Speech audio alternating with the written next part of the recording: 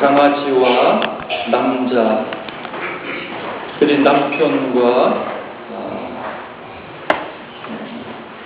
공통점이 뭔지 아세요? 공통점. 음식을 챙겨줘야 된다는 겁니다. 첫 번째는. 두 번째는 복잡한 말은 알아듣지 못한다고 합니다. 강아지나 남편이나.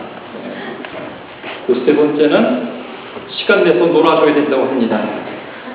비슷한 점이 있어요? 그래도 남편이 좀 더 나은 점. 첫 번째는 돈을 벌어다 준다. 두 번째는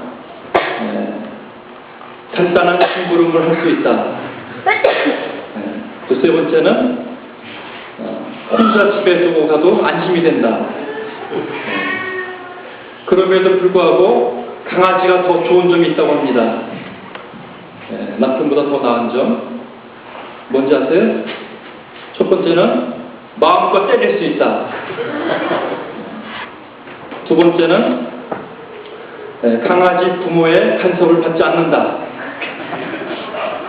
그리고 세 번째는 외박을 하고 들어와도 꼬리치며 반긴다.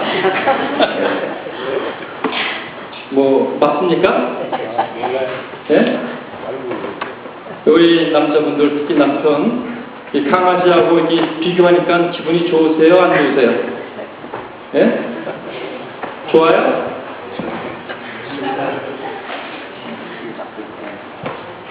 비교하는 것도 사실 기분이 안 좋은데 만약 개취급을 한다. 예? 개취급을 하면 기분이 좋아요? 안 좋아요? 좋을 리가 없죠? 특히 우리나라 한국 욕에는 욕 중에 동물이 들어가는데 제일 많이 들어가는 동물이 뭐예요? 예? 개겠죠, 개. 그래서 개랑 비유를 하거나 뭐 비교를 하거나 뭐 개 같은 뭐 개만도 못한 뭐 개보다 더한 그런 것도 있죠. 예, 그러니까 달리기도 하지 말라 그래, 개랑. 개랑 달리기 해가지고 똑같이 꼴이 나면 개 같은 놈이 되고, 개보다 빠르면 개보다 더한 놈이 되고, 개보다 늦으면 개만도 못한 그런 개랑 비교하는 그런 유머도 있고 또 욕도 많이 그렇습니다. 근데 오늘 복음에서 예수님께서도 어떤 여인에게 강아지를 비유를 했어요. 강아지.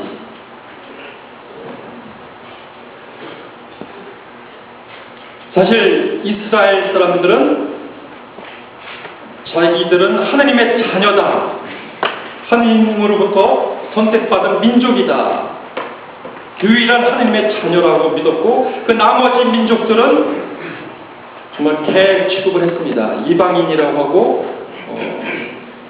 개로 강아지로 비유를 많이 했어요. 근데 그 이방인 가나안이라는 이스라엘 근방에 있는 그 가나안이라는 곳에 살고 있는 한 여인에게 딸이 있었는데 그 딸은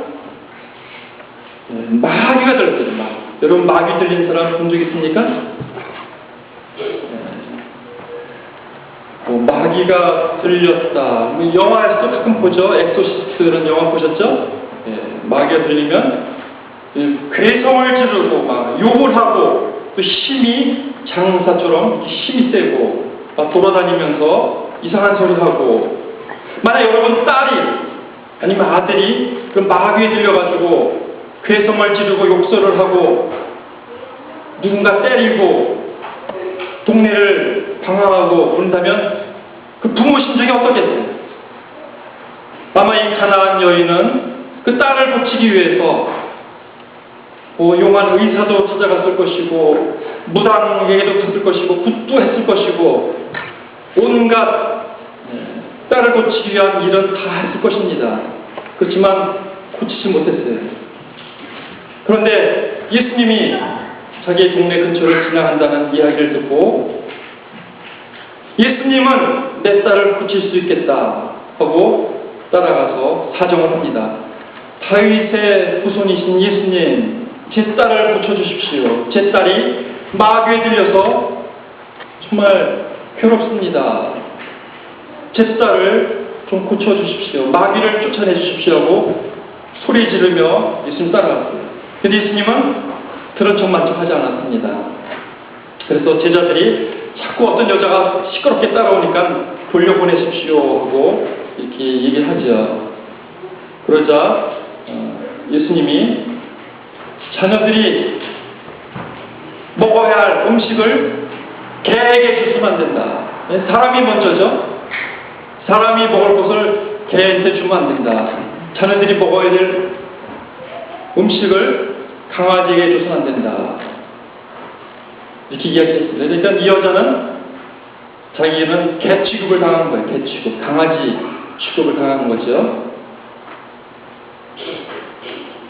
만약 예수님에 대한 믿음이 없었다면 자기를 개 취급하는 그런 예수님, 그래 잘 먹고 잘 사십시오 하고 그냥 뒤돌아갔을 것입니다. 그렇지만 이 여인은 강한 믿음을 갖고 겸손한 자세로 강아지도 주인의 상에서 떨어지는 부스러기는 먹지 않습니까? 이렇게 이야기합니다. 주인의 상에서 떨어지는 음식 부스러기는 강아지도 주워 먹습니다. 그 부스러기라도 좀 저에게 주십시오 하고 청하지요. 그때서야 예수님은 여인아, 내 믿음이 참으로 강하구나, 참 장하다. 네 소원대로 될 것이다. 네 딸이 나을 것이다 하고 말씀하시는 그 시간에 그 딸에게서 마귀는 나갔다. 딸이 다 나았다. 우리 오늘 복음에서 이야기합니다. 하느님의 기적, 축복, 은총은 먼저 자녀에게 내린다. 준비된 사람에게 하나님의 축복이 내린다는 이야기입니다. 준비된 사람. 하나님의 자녀. 이스라엘 민족은 하나님을 알고 하나님께 예배드리면서 하나님께 기도하면서 하나님의 축복을 받을 수 있었는데 이방 민족들은 하나님에 대한 믿음이 없었기 때문에 그런 기적이 내리지 않죠. 그래서 예수님은 그 이방인 여자 가나안 여자에게 하나님의 축복을 받을 수 있는, 은총을 받을 수 있는, 기적을 받을 수 있는 그러한 준비를 시켜준 것입니다. 그럼 어떤 사람이 하나님의 자녀가 되고 어떤 사람이 기적을 받을 수 있는가? 여러분도 살면서 하나님의 축복받고 싶지요? 축복받고 싶지 않으세요?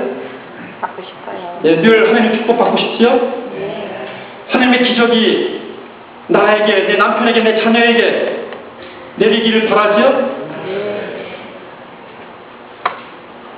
그럼 어떤 사람이 그런 축복을 받을 수 있는가? 가나안 여인처럼 되어야 되는 거예요. 가나안 여인이 어떤 모습을 보여주는가? 첫 번째는 겸손한 믿음을 갖고 있는 그런 자세. 겸손한. 하나님 앞에는 나는 개만도 못한 존재입니다. 저는 하느님 없이는 아무것도 못합니다. 하느님만이 유일하게 저를 고쳐줄 수 있고 기적을 베풀 수 있고 축복을 줄 수 있습니다. 저는 아무것도 아닙니다. 누군가에게 돈을 얻더라도 굽신거려서 얻어야지. 뻣뻣하게 누가 돈 얻을 수 있어요? 그지가 동냥을 하더라도 엎드려서 무릎 꿇고 돈 달라고 하죠. 네? 뻣뻣하게 돈 달라고 하면 누가 줍니까? 마찬가지예요. 우리가 하나님부터 축복을 받으려면 하나님 앞에 자신을 낮춰야 되는 거예요. 겸손해져야 되는 거예요. 나는 하나님 앞에 개만도 못한 존재입니다. 나는 아무것도 아닙니다. 하나님 떠나서는 저는 아무것도 할 수가 없습니다. 그런 자세를 갖고 있는 사람에게 축복이 내리는 겁니다. 이 가나안 여인도 저는 강하지만도 못한 존재입니다. 이렇게 자신을 낮췄기 때문에 축복을 받을 수 있었던 거예요. 겸손한 자세. 정말 저는 하나님을 떠나서는 아무것도 할 수가 없습니다. 이런 겸손한 자세, 자신을 낮추는 자세, 첫 번째. 두 번째는 예수님이 그 여인을 하나님의 축복을 받을 수 있는 그런 자격을 가질 수 있도록 준비를 시켰는데 두 번째는 뭐냐면 첫 번째 막 소리 지르며 따라서 못 들은 척 하셨어요. 두 번째는 강아지, 개 비유를 했습니다. 그럼에도 불구하고 끝까지 난 강아지라도 좋습니다. 내 딸을 고쳐주십시오. 하고 기도했어요. 끊임없이 기도하는 자세. 한두 번 기도하고 하느님이 안 들어주시면 정말 하느님 계신 건가 의심하는 그런 것이 아니라 끊임없이 주님께 도움을 청하고 기도하는 자세. 예수님은 그것을 원하셨습니다. 강아지 축을 받더라도 그래 잘 먹고 잘 사십시오 하고 뒤돌아서는 것이 아니라 강아지라도 좋습니다 하고 끊임없이 매달리는 자세. 이런 자세를 가진 사람이 하나님의 축복을 받을 수 있다. 기적을 받을 수 있다. 한두 번 기도하고 응답이 없으면 그냥 주면 그만이고 안 주면 말고 그런 자세가 아니라 끊임없이 매달리는 자세. 이런 사람만이 하나님의 축복을 받을 수 있다. 그런 것을 우리가 복음을 통해서 배울 수가 있어요. 세 번째 우리가 묵상할 것은 하느님의 기적을 받고 낳은 사람은 누구예요? 가나안 여인의 딸이죠. 딸. 예? 딸이 마귀로부터 벗어날 수 있었습니다. 그런데 그 가나안 여인의 딸의 믿음이 성서에 나옵니까? 딸의 믿음은 안 나와요. 그 딸이 누구 때문에 그런 기적을 받았어요? 엄마 때문에, 엄마의 믿음 때문에. 이런 것이 또 다른 성서에 또 나옵니다. 로마 백인대장, 로마의 백인대장이라는 것은 로마 사람이에요. 백인대장, 10인대장 그런 말 있죠. 10인대장은 10명의 부활을 거느리는 사람이 10인대장이고 백인대장은 100명의 부활을 거느리는 사람이 백인대장이에요. 로마 군인입니다. 이스라엘 사람이 아니에요. 그런데 백인대장이 종이 있어요. 충실한 종이 있었는데 종이 큰 병에 걸렸어요. 그래서 제자들을 통해서 그 백인대장의 종을 고쳐달라고 이렇게 청합니다. 그런데 그 백인대장은 로마 사람이지만 이스라엘 사람들한테 호의적인 사람이었어요. 이스라엘 사람을 도와주고 그렇기 때문에 그 사람의 청을 들어줬으면 좋겠다고 이렇게 얘기합니다. 그래서 그럼 내가 그 사람 직접 봐야겠다 하고 가는 도중에 백인대장이 예수님께 또 다른 종을 보냅니다. 그리고 뭐라 그래요? 주님, 제가 주님을 저희 집에 모실 만한 자격이 없습니다. 감히 주님을 제 집에 모실 만한 자격이 없습니다. 그저 한 말씀만 하십시오. 그 말씀만으로 내 종이 나을 것입니다. 하고 백인대장이 이야기합니다. 이것이 바로 우리가 매일 미사 때마다 영성체하기 전에 기도하는 거죠. 주님, 제 안에 주님을 모실 만한 자격이 없사오니 그저 한 말씀만 하소서. 제 영혼이 나을 것입니다. 이 기도문이 바로 백인대장이 하는 얘기예요. 그 백인대장의 믿음 때문에 백인대장의 종이 나았죠. 이 백인대장의 종도 성서에 믿음이 나오지 않습니다. 백인대장의 믿음 때문에 그 종이 나은 거예요. 이런 것을 볼 때 우리도 우리의 믿음으로 내 남편이 변화되고 내 아내가 변화되고 내 부모와 내 자녀가 변화될 수 있구나. 그들에게 필요한 은총이 내릴 수 있고 그들의 믿음 때문이 아니라 내 믿음 때문에 나의 믿음으로 내 남편이 나을 수 있고 내 아내가 변화되고 내 자녀가 건강해지고 축복받고 이런 축복이 나의 믿음으로 인해서 그들에게 내릴 수 있다는 것을 우리가 배울 수 있어요. 여기 기적을 받은 가나안 여인의 딸의 믿음은 전혀 언급이 되지 않습니다. 가나안 여인의 믿음 때문에 그 딸이 기적을 받고 축복을 받은 거예요. 여러분도 여러분의 믿음으로 여러분 남편이 축복을 받고 여러분 아내가 여러분 자녀가 여러분 부모가 여러분 이웃이 여러분의 믿음으로 축복을 받고 기적을 받고 은총을 받을 수 있다는 것을 우리가 늘 생각해야 됩니다. 그래서 여러분들 겸손하게 자신을 낮추고 또 끊임없이 기도하면서 우리의 믿음으로 우리 가정이 성화되고 우리 이웃이 변화되고 하나님의 축복이 내려온다는 것을 의심하지 말고 확신을 갖고 늘 끊임없이 겸손한 자세로 기도하도록 노력을 해야겠습니다. 잠시 묵상합시다.